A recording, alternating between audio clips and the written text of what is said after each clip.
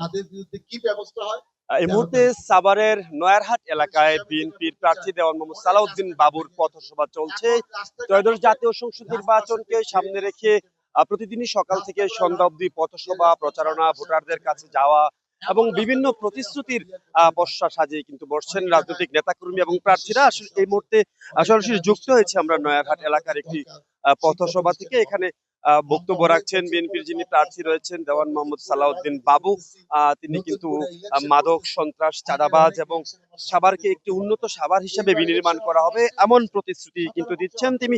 সকাল থেকে সন্ধ্যা অবধি ভোটারদের ধারে ধারে যাচ্ছেন এবং সাভারের উন্নয়নে বিভিন্নভাবে ভূমিকা রাখার প্রতিশ্রুতি কিন্তু তারা দিচ্ছেন। পাশাপাশি তিনি বলছেন তারেক রহমান যে ফ্যামিলি কার্ড দেওয়ার ঘোষণা দিয়েছেন দলের পক্ষ থেকে, সেটির বাস্তবায়ন করা হবে। বিভিন্ন ধরনের উন্নয়ন কর্মকাণ্ড যেগুলা করা হবে সেসব বিষয়ে আসলে ভোটারদেরকে প্রতিশ্রুতি দেওয়া হচ্ছে।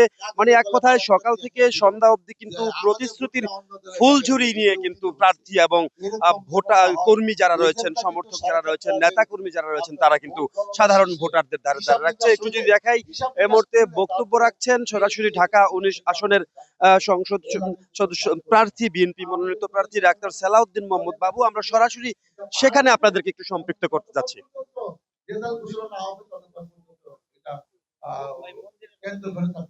আমরা মন্দিরে অনেক জায়গায় এই যে পূজা দুর্গা উৎসবে যায়, আপনারা অনেক মন্দির দেখেছি, এগুলা কিছু সংস্কার করতে হবে আপনারা দাবি করেছেন। আপনারা আমার কাছে তালিকা দিবেন, যতগুলো তালিকা দিবেন সবগুলো মন্দিরে আমরা সংস্কার করে দেবো ইনশাআল্লাহ। আমি আপনাদের কাছে দোয়া চাই, সহযোগিতা চাই, সমর্থন চাই, আপনাদের কাছে ধানের শীষে ভোট চাই, আপনাদের মধ্যে নির্বাচিত হয়ে আপনাদের পাশে থেকে সাথে থেকে আপনাদের কল্যাণের জন্য হিন্দু মুসলমান সকলের কল্যাণ যাতে হয় সেরকম কাজ করে আপনাদের পাশে আমি থাকতে চাই। সৃষ্টিকর্তা আমাকে আল্লাহ হাফেজ। বাংলাদেশ জিন্দাবাদ।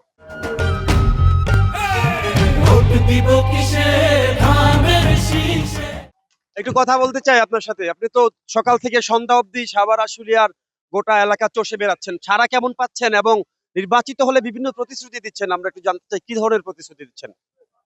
দেখেন আমরা ব্যাপক সাড়া পাচ্ছি এবং স্বতঃস্ফূর্ত আজকেও দেখেন এখানে প্রচুর মহিলা প্রচন্ড রোদ উপেক্ষা করে এখানে বসে আছে। আমরা আশাবাদী যে মহিলারা এমনি ধানের শীষকে একটু পছন্দ করে, এইবারে এখানে ব্যাপক হারে তারা ধানের শীষে ভোট দিবে বলে তারা প্রস্তুতি নিয়েছে। এবং আমরা নির্বাচিত হইলে মাদকের বিরুদ্ধে আমরা যুদ্ধ ঘোষণা করেছি। আমরা যানজট মুক্ত সাভার আশুলিয়া চাই, আমরা ছিনতাই, চাঁদাবাজি এবং সন্ত্রাস মুক্ত একটি আশুলিয়া করার প্রত্যয় নিয়েই আমরা কাজ করে যাচ্ছি। আমরা বিশ্বাস করি যে এইবারে আমরা এমন একটি মানে জনবান্ধব কর্মসূচিগুলো আমরা নিব যেটা সত্যিকারের জনগণের কল্যাণ আসে। আমি আশা করি জনগণ খুব উদ্গ্রীব হয়ে আছে, জনগণ স্বতঃস্ফূর্তভাবে ভোট দেওয়ার জন্য প্রস্তুতি নিয়েছে। অতএব জনগণের কল্যাণের জন্য যা যা করা দরকার ইনশাআল্লাহ আমরা সবই করবো।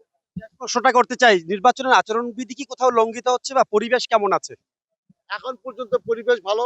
আমরা চেষ্টা করছি নির্বাচনের আচরণবিধি যাতে লঙ্ঘিত না হয়। কারণ নির্বাচন কমিশনে আমাদেরকে আমরা যদি সহযোগিতা না করি সুষ্ঠু নির্বাচন তো করতে পারবে না। এবং বড় দলের একজন প্রার্থী হিসেবে আমাদের দায়িত্ব একটু বেশি। আমরা খুবই কেয়ারফুল যাতে নির্বাচন আচরণবিধি লঙ্ঘন না হয়, এটা আমরা সতর্ক আছি। ইনশাআল্লাহ লঙ্ঘিত হবে না আগামীতেও। ভোটারদের কি বলবেন? ভোটারদের বলবো যে আপনারা ওই দিন যাবেন, সকাল সকাল ভোট কেন্দ্রে যাবেন এবং অবশ্যই এই কঠিন স্বচ্ছ নির্বাচন, যে নির্বাচনের জন্য আপনারা 17 বছর অপেক্ষা করছেন, সেই নির্বাচনে আপনাদের ভোট দিতেই হবে এবং আমি ধানের শীষে আপনাদের কাছে ভোট চাই।